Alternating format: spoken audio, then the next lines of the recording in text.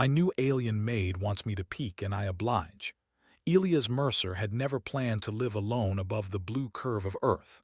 Yet here he was, drifting in a quiet orbital habitat that hummed softly day and night.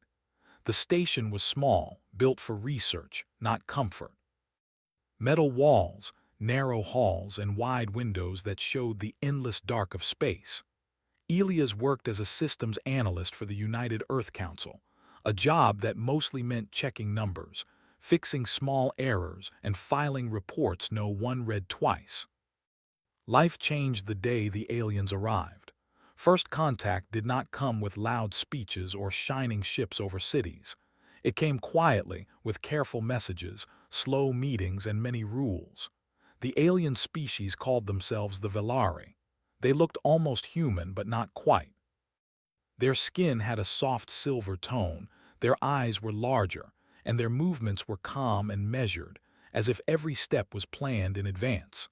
The Velari believed in order above all else. To build trust, both sides agreed on cultural exchange programs. Some humans would work with Velari and some Velari would live among humans. Elias never expected to be chosen. He was not a soldier, not a diplomat, not important. That was exactly why they chose him. Low risk, the council said. Stable personality, the report read. Unlikely to panic. That was how Leora arrived. She stood at the doorway of Elias' station quarters, holding a small data case with both hands. She wore the standard Velari service uniform, smooth and dark, with a symbol at the collar that marked her role as a domestic and technical aide. Humans called it Maid, though the word never felt right. Elias Mercer, she said calmly. I am Leora. I have been assigned to assist you. Her voice was soft but precise.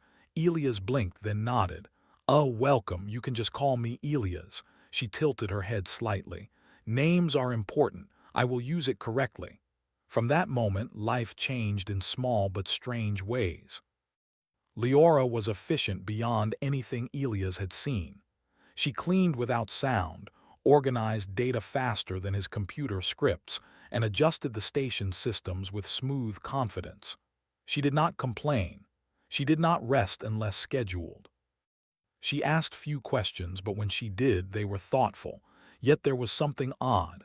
Every day at the same time, Leora requested privacy. At first, Elias assumed it was cultural. He respected it. The Velari had many customs humans did not understand. He would retreat to the far end of the station while Leora remained in the central chamber. Then, on the seventh day, she surprised him. Elias, she said while preparing nutrient packs, during my next cycle, I will perform a required ritual. Okay, Elias replied. I'll stay out of the way. That will not be necessary, Leora said. He looked up. Not necessary. I require you to observe, she continued. Elias frowned. Observe what? She paused. The pause felt heavy, like something important was being weighed. You may peek, she said carefully, briefly. The word felt strange coming from her calm voice. Elias raised both hands slightly. If this is private, I really don't want to break any rules. You will not interfere, Leora said. Only look. Your species is known for observational skill. That was new. Humans were often described as emotional, unpredictable, even dangerous. Observational was not a word Elias heard often. I don't want to get you in trouble, he said. Her eyes met his. For the first time there was uncertainty in them. I already am, she replied quietly. That night Elias could not sleep. He stared at the ceiling panel while the station drifted through Earth's shadow. Questions turned in his mind. Why would an alien risk punishment just for him to look? What kind of ritual required a witness from another species? At the scheduled hour, Leora stood in the central chamber. The lights dimmed automatically. A circular platform rose from the floor, covered in symbols that glowed faintly blue. Stand there, she said, pointing to a marked line near the doorway. Do not move. Elias swallowed and nodded. Leora stepped onto the platform. From her data case, she removed a device unlike anything Elias had seen. It was not a tool, not a machine in any familiar sense. It looked almost alive, thin strands of light shifting across its surface, reacting to her presence. She placed her hand above it, not touching. The symbols brightened. Elias leaned forward slightly without realizing it. The device responded. Patterns formed in the air, lines connecting and shifting. Elias' heart beat faster. This was no simple ritual. This was technology, advanced, responsive, and elegant. Leora closed her eyes, focusing. As Elias watched, something clicked in his mind. The patterns were not random. They followed rules, feedback loops, efficiency paths, adaptive responses. It reminded him of system optimization problems he worked on daily. He whispered without thinking, "That's inefficient." The device flickered. Leora's eyes snapped open. "What did you say?" Sorry, I shouldn't have spoken." But the damage was done. The glowing lines shifted again, rearranging into a new formation. The device hummed, deeper now, more stable. Leora stared at it in shock. "This should not happen," she said. "I didn't touch anything," Elias said quickly. "I just noticed." "Humans notice," she interrupted, awe and fear mixing in her voice. Suddenly, alarms echoed through the station. Red lights flashed. An automated voice spoke. "Incoming Velari security vessel detected." Leora stepped off the platform, her movements tense. She grabbed the device and shut it down. The symbols faded. "They know," she said. Elia's stomach dropped. "Know what?" "That you saw," she replied. "Observation without authorization is forbidden." "So what do we do?" Elias asked. Leora looked at him, no longer just a calm aide, but someone standing on the edge of everything she believed. "You saw what others were never allowed to see," she said, "and you understood it." The station shook slightly as the Velari vessel docked. Elias took a breath, his mind racing. He did not know it yet, but the simple act of looking, of peeking with honest curiosity, had already changed the future of two civilizations. And this was only the beginning. The Velari security officers entered the station without force. Their movements were calm, almost gentle, but the pressure in the air was heavy. Elias stood near the wall, hands visible, while Leora faced them with her head held high. "Leora of the service circle," the lead officer said, "you have violated observational protocol." "I accept responsibility," Leora replied. Elias felt a tight knot in his chest. "She didn't do anything wrong," he said quickly. "I didn't even know what I was looking at." The officer turned his large eyes toward Elias. "Human Elias Mercer. You were not authorized to observe Velari interface rights." "It was a mistake," Elias said. "Mine." The officers exchanged silent signals through subtle hand movements. Velari communication was quiet, layered, and fast. After a moment, the lead officer spoke again. "The human will be questioned," he said. "The Velari aide will be detained." Leora stiffened. "No," Elias said. The word left his mouth before fear could stop it. "Please, if anyone should be detained, it's me." The officer studied him. "Your species shows unusual attachment patterns." Elias swallowed. "She trusted me, that should count for something." Leora turned to him, her eyes wide. "Elias, you must not—" "Enough," the officer said. "Both will come." They were escorted to the Velari vessel, a smooth structure of pale metal and soft light. Inside, the air felt warmer, heavier, filled with quiet energy. Elias noticed how everything curved gently, no sharp edges anywhere. They were separated. Elias was placed in a small chamber with a single seat and a floating display. The door closed without sound. He sat, breathing slowly, trying to keep his thoughts clear. Moments later, the display activated. Several Velari figures appeared, their faces calm but intense. "You will explain what you observed," one said.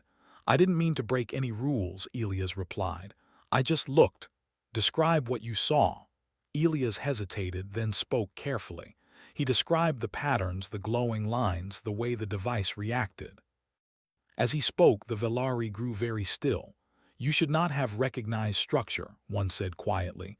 "But it was there," Elias said, "clear as day. like a system trying to balance itself but stuck. Impossible, another Velari replied. Our interface has been perfected for generations. Elias leaned forward. With respect, perfected doesn't always mean finished. Silence followed. In another chamber, Leora stood alone. She expected anger, punishment, maybe exile. Instead, the questions were different. Why did you allow the human to observe? A senior Velari asked. Leora lowered her gaze. Because he looks without fear. That is dangerous, the elder replied. Yes, Leora said, but it is also powerful. The elder's eyes narrowed. Do you believe humans are superior? No, Leora answered. I believe they are unfinished, and so are we. Back in Elia's chamber, a new image appeared, the interface device, frozen, incomplete. You claim you noticed inefficiency, a Velari said. Explain. Elias hesitated. I'm not a genius, I just see patterns. Humans grow up fixing broken things. We question instructions. He pointed at the display. That loop there, it feeds back too slowly. You wait for confirmation before adapting. We don't. The Velari exchanged signals again. Show us, one finally said. They gave Elias a simulation. He did not touch anything directly. He only spoke, guiding the adjustments. The system shifted, adapting faster, stabilizing. The room filled with quiet astonishment. This configuration, a Velari whispered, was theorized but forbidden. Why? Elias asked. Because it required uncertainty, the Velari replied. We avoid that. Elias leaned back. Humans live in it. Hours passed. Leora was brought into the same chamber at last. Her eyes met Elias, and relief flashed across her face before she controlled it. The human has altered the interface, an elder said. Without training, Leora nodded. He observed. The elder studied them both. Your actions have sent a signal. What signal? Elias asked. A ripple, the elder replied. Others are watching. Across distant systems, Velari scientists noticed the anomaly. Ancient data stirred. Old questions resurfaced. A solution long ignored had awakened. The human's curiosity had reached farther than anyone expected. The United Earth Council was informed within hours. Human officials demanded access. Velari leaders demanded control. Tension spread like a tightening wire between stars. Elias stood in the center of it all, exhausted and overwhelmed. I never wanted this, he said quietly to Leora as they waited under guard. Neither did I, she replied, but change rarely asks permission. Later, the elders delivered their decision. Leora will not be punished, the lead elder announced, nor will the human. Relief washed over Elias. However, the elder continued, the human will remain under observation. Elias managed a weak smile. Fair enough. Leora stepped closer to him. Elias, what you did today was not small. I just looked, he said. That is what frightens them, she replied softly. As their ship prepared to return to the station, Elias stared out into space. Somewhere out there, others were reacting, calculating, planning. He felt it deep in his bones. The galaxy had noticed humanity. And it was only beginning to understand what that meant. Across Velari space, research hubs began to receive alerts. Ancient systems stirred. Long quiet stations powered up after centuries of silence. The interface signal Elias had helped reshape did not stay local. It traveled, carried by networks built long before humans ever reached the stars. Elias returned to his orbital station, but life was no longer quiet. Human officials arrived first, then Velari observers. The small habitat filled with careful voices, soft steps, and constant watching. Elias felt like the walls themselves were listening. Leora remained at his side, officially still his aide, though now her role had changed. She was a bridge between two worlds, and she felt the weight of it. You should rest, she told Elias one night as he stared at floating data displays. I can't, he replied. Every time I close my eyes, I see those patterns. That is not normal for my people, Leora said. Elias gave a tired smile. For humans, it is. The Velari elders requested a joint demonstration. They wanted proof that the changes were not chance. Elias stood before a wide projection field, surrounded by both species. This interface, Elias explained, reacts to prediction. You wait for certainty. Humans don't. We guess, adjust, and keep moving. That creates error, a Velari scientist said. Yes, Elias agreed, but it also creates growth. He guided the simulation again, speaking aloud as he worked. He did not give commands. He described possibilities. The system responded, adapting faster than ever before. The room filled with quiet tension. A Velari elder stepped forward. This system controls energy distribution across our outer colonies. Elias froze. I didn't know that. You have now improved its response time by 40%, the elder continued. If applied fully, it will change supply routes, defenses, and stability. The human delegates shifted uncomfortably. This could be used as leverage, one whispered. Elias heard it. No, he said firmly. This isn't a weapon, it's a way of thinking. Leora watched him closely. Pride and fear mixed in her eyes. Not all Velari welcomed the change. A faction rose quickly, traditionalists who believed curiosity without permission was dangerous. They argued that humans were reckless, that Elias was proof of uncontrolled influence. He does not respect boundaries, one declared. He looks where he should not. Elias stood calmly. That's how we survive. Tension reached a breaking point when an ancient Velari archive activated on its own. A structure older than their modern civilization responded to the improved interface signal. The elders were shaken. This archive predates our current laws, one said. It was built by those who question everything. The archive revealed records of a forgotten age, a time when the Velari experimented freely, adapted quickly, and explored boldly. Over time, fear of mistakes had replaced curiosity. They had chosen safety over growth. And now a human had reminded the galaxy of what was lost. Leora spoke before the council, her voice steady. We believe perfection meant stillness. Humans show us that movement is life. Elias added quietly, we don't have all the answers. We just keep asking. The galaxy watched. Other species began reaching out to humans, not for weapons, not for power, but for perspective. Humans became known as observers, problem solvers, pattern breakers. Still, danger remained. Some Velari leaders feared losing control. If humans could change ancient systems by simply looking, what else could they influence? A final decision was called. Elias stood beside Leora as the elders spoke. Human Elias Mercer, the lead elder said, you will be offered a choice. The room grew silent.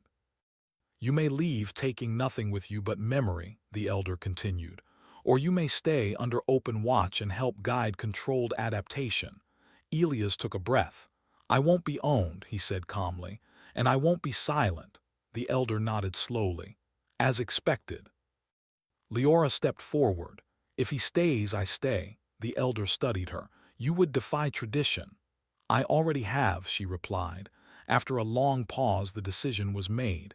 Humans would not be controlled. They would be invited. Elias returned to his station once more, but it no longer felt small. Ships passed regularly now. Messages arrived daily. Questions filled the air. One evening, Elias and Leora stood by the window, watching stars drift past. Do you regret asking me to peek?